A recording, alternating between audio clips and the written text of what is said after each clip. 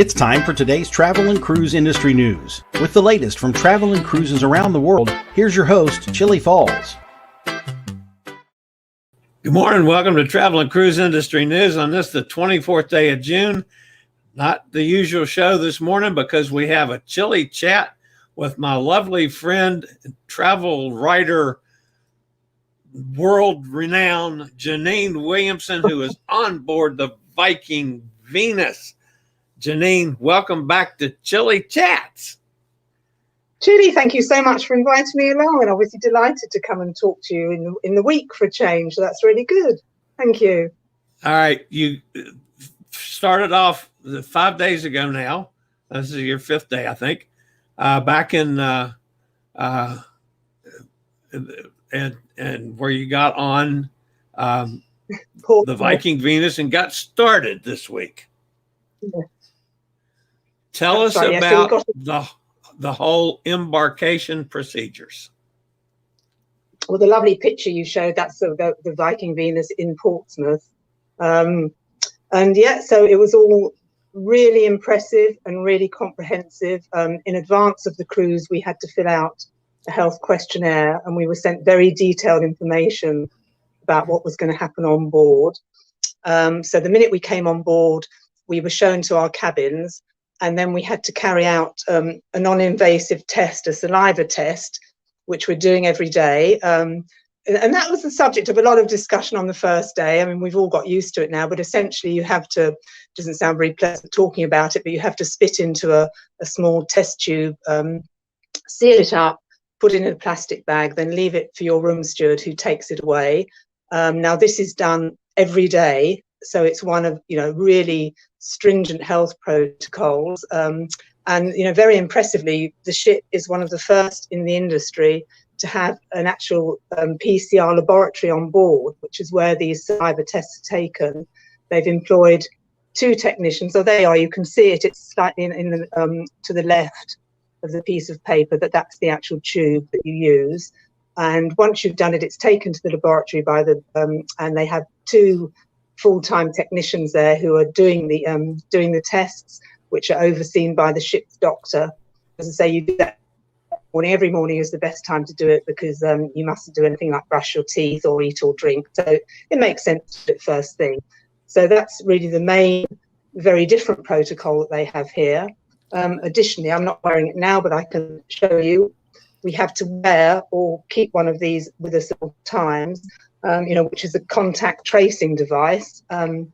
So that would be in a worst case scenario, if somebody was diagnosed with COVID, this would show the line any passengers who might have been in the vicinity of the person who is infected. Of course, we hope that's not going to happen. And with all the protocols, I certainly can't envisage that would ever happen because we also have to do a daily questionnaire. When we go into the restaurant, they've also got one in guest services. There's a very clever machine where it takes your temperature. So you just stand in front of it with the help of this little gizmo. It knows who you are. So you get a little message up, "Hi, Jeannine, and today your temperature is," and then it says normal. So that's good. You're alive and kicking, and off you go. And then from shore excursions, every time you get back on board, you have your temperature checked too. But it's okay. The daily testing is a spit test. It's not the swab test where they. Oh, no, thank goodness. And I say, so whilst we all did talk about it, it's not the swab test. It's completely non-invasive. And you just have to get used to doing it. And to be honest, now we're on day 5. We just got used to doing it. It's just part of your normal routine, like brushing your teeth. So it's not unpleasant in any shape or form because you're certainly not doing a horrible swab in your mouth or up your nose. So it's good. And staff, I said this is entertainment at least, is masked. That'd be tough to sing, wouldn't it? Sorry, Chillie, you broke up a bit there. I'm guessing you asked me about the staff. Yeah, I noticed that the entertainment staff is masked. Tough to sing? Including this lovely lady who plays the piano every day. I mean, interestingly, even in the shows last night, the singers aren't masked because, I mean, obviously they couldn't do their job with that. But interesting to see even the members of the band who were playing right at the back, obviously on the stage, they're masked. And additionally, I should probably have said also every single member of staff also has to do the saliva test every day. And they have to do the test themselves. So it is really comprehensive. And I couldn't appreciate how comprehensive it is, until I came on board and saw it for myself. All right. As always, you know me, the big fat guy, I got to ask about food. Tell me specifically, does Viking have a buffet, and how has it changed? They do. Okay, well, it's probably in line with all other ships. On Viking, it's called the World Cafe. It's a lovely airy venue near the top of the ship. So glass screens have been put up, and the staff serve you. And again, it's no issue at all. I've been on a cruise before, so I've already experienced it once. Because there are so few of us on board, there are certainly no queues or lines, as you would say. And because it's long opening hours, you just walk up, you ask or point to what you want, and they serve you and hand it over to you either above or through the gap in the perspex screen. So that's all working really well too. And the food, Chillie, is excellent. You can only see me from here up. I'm probably a bit larger than I was further down than when I got on. John Reitemeyer, Crazy John up in Minnesota, wants to know, is there an underground market for a spit test so that you could cheat on a spit test? So that you could, sorry, Chillie, you broke up slightly. So an underground market. An underground market for spit tests so you can cheat. No, I mean, again, I don't think you would want to cheat probably but I mean, it's very specific about I've just got it here that you mustn't mix it with any other liquids. An incorrect sampling may lead to inaccurate results, and probably I would imagine they could tell if you were putting something like tonic water or something else in it, and you would be asked to do it again. But I can find out the answer to that if need be. But I mean, I'm sure everybody just wants to do it. But yeah, knowing John, that's his sense of humor. Yeah. Well, John ran into an animal last night, a deer, and did some damage to his car. And I think it might have done some damage to his brain too. But that's just John. Got a bunch of people that are saying hello. Amy's with us. Wes Morrison's with us. That's cool. He was on the Viking Orion this week. Cindy Lee's with us down in Miami. And by the way, I'll stick just a thought in, folks. Any of you guys down in Miami, our thoughts are with you with that residential building collapsing during the night. And hope all of you guys down in the Miami area are safe and sound. I'll just throw that in. Let's see who else we got over here. Tom Henry's with us. Dorothy Park's with us. Emily's with us up in New York. Amy. Are seats blocked off in the entertainment venues? Question from the chat room. Yeah, all around the ship there is social distancing. So in all of the public areas where there's lounge seating, in the restaurants there'll be one table you can sit at, then the next one blocked off, and there'll be little signs, this table is not in use. It's the same in the theatre. It's the same at the bar. What is quite nice on this ship, you can sit at the bar, so there'll be two seats together, then two blocked off, and that makes it quite sociable. And possibly I should have said, this ship at full capacity would carry 930 passengers, but there are just 360 of us on board. So it's very easy anyway to observe the social distancing. Okay. What about masking for passengers? Really same as most things. You have to wear it when you're walking around the ship, inside the ship. Not outdoors. When you're walking around the ship, inside the ship, and obviously not in your cabin, you have your mask on. The minute you sit down in a restaurant venue, in the bar or in the theatre, then you take your mask off, and so obviously the same if you're going to the gym or anything like that. One of my favorite things on a cruise, of course, is the hot tub. And I see that you've got some signs from the hot tub. Yep, so there you go. I mean, they've got a beautiful infinity pool at the back of Viking Venus, and indeed all their ocean ships. It's one of their standout features. So that's still there. It's open, just 4 people at a time in the pool and 2 people at a time in the hot tub. And what's a really nice touch now, in fact, because I went in the hot tub yesterday for the first time, and when they see you get in, they bring over a glass of Prosecco for you. So that's a really nice touch. Nice. So you have bubbles on the inside and bubbles in your hand. All right. Excursion procedures. I saw that you had this picture that you sent me. Mm-hmm. Well, that was a lovely excursion. That was the first one we did in Liverpool, to this lovely stately home called Knowsley Hall. And again, interesting, because I did wonder with the excursion, because Viking is quite well known. One of the quite unique things they do is they have an included free excursion every day for all passengers are guaranteed to get on it. They're still doing that. So that at the moment is mostly coach tours where you stay inside the bus, or bus tours. But then in addition to that, there are the 4 fee excursions. And I mean, there's a huge, huge number. They haven't cut on that at all. There's up to at least, and sometimes around 6 a day. So I opted for this one in Liverpool.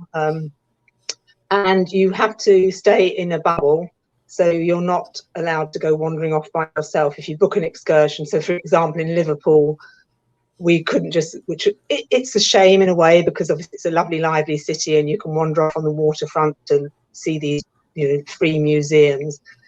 But I can totally understand why Viking is doing it. As I've explained, the procedures on board are so comprehensive. And whilst, of course, in our ordinary everyday lives, we can walk around now, if somebody went and, bought it by some shape or form, that would just be awful, because, a chain's only as strong as its weakest link. And they want to ensure their whole procedure is as watertight as possible. So for the moment, and it may well change very soon because they're monitoring it all the time, you can only go off the ship on a shore excursion. With all the eyes of the world on Viking, last week from the Orion out of Bermuda, and of course the last 2 weeks with the Venus, did Viking get it right, do you think? I think they've absolutely got it right. People I've spoken to on board feel really safe. And I mean, it's quite an interesting thing, because chatting to fellow passengers, a lot of them, which is great for us, obviously with our love of cruising, a lot of them are new to cruise passengers. They've never cruised before. And this is a lovely itinerary taking in the west coast of England, which is a very pretty area, very popular for holidays. And a lot of them said, we felt we'd be safer coming on a cruise than trying to book accommodation in what are going to be very, very busy resorts this summer, trying to find restaurants, somewhere to eat, which are also going to be busy. So that encouraged them to take a cruise, which is good. So I absolutely think Viking has got it right. What they're doing, we've got used to the spit test, but none of it's intrusive. We're already used to wearing masks. There are very polite reminders if you forget at all. But no, I really do think they've got it right. I think they've covered everything they can. I can't think of anything more they could do to keep everybody safe. Manfredi's restaurant, is that main dining room? No, this is one of their 2 specialty dining rooms, and it's lovely. It's an Italian restaurant. It's very well known for its steak. Everybody loves it there. And again, the nice thing with Viking is their 2 specialty restaurants are all included in the fare. So you're guaranteed to get a place there, and you don't have to pay for it. It's exceptional food. It's lovely, very, very good. Nice, of course. Yeah, that's why I cruise to eat or to drink. And they do have some nice lounges with a what was it called, a digital fireplace. Yes, that's fun. It's like these fake flames, and it's lovely. The whole ship. I mean, with the Viking ocean ships, if you've been on one, essentially you will have the comfort of knowing the layout of the next one, because there are no real surprises. They're all of a very similar design. Lots of Nordic details around, quite a sort of cool, Scandi cool furnishings and decor, and all understated. So that's one of the lounge areas. Yes, and it's got this fireplace, which it's very realistic from a distance. Cindy down in Miami says, I like the phrase, "You're only as strong as your weakest link," a good mantra for the cruise industry. I agree with Cindy on that one. Sonny's with us down in Mississippi. Sonny says, good morning to you, to us both. Katie's with us. Nikki's with us from Jacksonville. We got a nice crowd in the chat room today. Good. Good to hear. This one fascinated me. The Viking Heritage Museum. I could probably spend a day in there just soaking it up. Yeah, again, it's a very, very nice touch they do on Viking. Quite interestingly, earlier down the line, I actually wrote a feature about the design that went into the ship and spoke to one of the design team. And they said that they want on these ships that there's always going to be something you're going to discover. Even maybe if you're on a 2-week cruise, you might still be discovering new things. So they've got lots of these details, like this fantastic museum with various exhibits on show. They've got Norwegian costumes on show. And a lot of the ship has these really small design details, which you think, well, gosh, they could have easily left them out, but they've taken the trouble to do them. So again, when I spoke to the designer, he told me that a lot of it, he actually went to a Nordic museum, because knitting is really big in Norway, to look at these knitting patterns, and they have been incorporated in the ship in tiny little details, like in glass panels. When you go up the staircase to the Explorers Lounge, there's a little etched detail in the bottom, and that's based on a knitting pattern, which I think is fascinating. Knitting's not one of my strong suits, but I'll go along with you. All right, you had a little bit of a unexpected thrill this morning, and I did steal a picture off your Facebook page. Tell us about this. You're there. Good. Okay. Well, this was a really additional surprise today, because today we're in the town of Portland, and it's quite evocative, actually, because as we came in, there are lots of cruise ships moored off here that still aren't back in service yet. So it's quite an eerie sight to see. And I really hope that, obviously going to be back in service soon. So that was quite interesting to see as we came in. However, all of a sudden, I had the huge surprise of seeing this go past, which is Golden Horizon, the first and new vessel for the newly set up Tradewind voyages. And again, I'm going to be lucky enough to go on this soon, Chillie. So if you want me to report back, I can about that. A beautiful no doubt about it. So yeah, as you can see, obviously the sails aren't up today, but a beautiful five-masted, based on an old clipper rigger ship, and it's the largest square rigged sailing vessel in the world.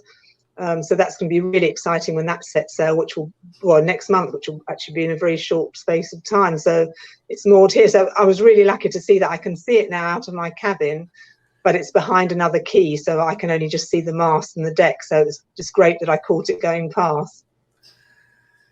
What's ahead for Jeannine? I know we're besides the Golden Horizon. What else you got sneaking around in the background? Well, at the moment, unfortunately, it's still very up and down in the UK with going abroad, to amberlist countries. I have got some cruises tentatively booked to Greece and Italy, which I really hope to go on. And I really hope our rules are going to change so I don't have to quarantine when I get back. And also we hope rules aren't going to change that me and Brits have got to quarantine when they get to a country, because if that happens, then it just won't be feasible to go. But I've got some more UK cruises lined up, and of course on this beautiful Golden Horizon. So that's going to be in a few weeks' time in July. So that's going to be a highlight next month. That would be clearly a highlight for me. I've always wanted to do a nice schooner like that, and I've never had the chance to. So the bar areas on the Venus, they are socially distanced, as are the restaurants? Yes, you can sit at the bar, which is a nice touch. They have little chairs for two, then two are blocked off, then two, because I think some ships you can't actually go up to the bar to order drinks, but here you can. Otherwise, you just sit in the lounge areas, and the wait staff will come up and serve you. And again, chairs sort of just blocked off with little signs. But people can bubble in groups of up to 6, so it's quite sociable. And if you've got masks on, we're talking to other passengers and making friends. So yeah, it doesn't feel, because we've got so used to it now in our everyday lives, it just doesn't feel intrusive anymore. All right, tell us about what's ahead for the Viking Venus, especially where it might pertain to some of our folks watching today on this side of the pond. Well, lucky you, probably more luckier than us, because at the moment we can't do it. But so it's doing these sailings around the UK for now. It's got one more coming up, and then it's going to be heading for Malta for a new season of cruises there. And of course, you will be able to get on board them. And we can if we're allowed, but I think the paths are open for you to book it and get on it. So that's great. And I mean, I think anybody who does will really, really like it. Yeah, you can now fly from Newark to Malta, Valletta, and get on the boat right there. That is now available to anybody in the States. All you got to do is get to Newark and go. So, Jeannine, as always, I thank you for being with me on another version of Chillie Chats. Enjoy the rest of your cruise, and by all means, we got to get together on the Golden Horizon come July. My absolute pleasure as always, Chillie. Lovely to chat to you and let you know what's going on. All right, that's going to wrap me up for today, guys. We'll talk to you tomorrow morning at 11 o'clock on Travel and Cruise Industry News. That's it for today. Jeannine, thanks again. We'll see everybody tomorrow. I regularly post videos on all facets of the travel and cruise industry. So if you like to keep up with the latest in cruise ships, ports of call, cruises themselves, Chillie Chats, and travel and cruise industry news, just hit the little subscribe button in the lower right-hand corner. Hit the bell notification so you'll be notified when a new video is up or we go live.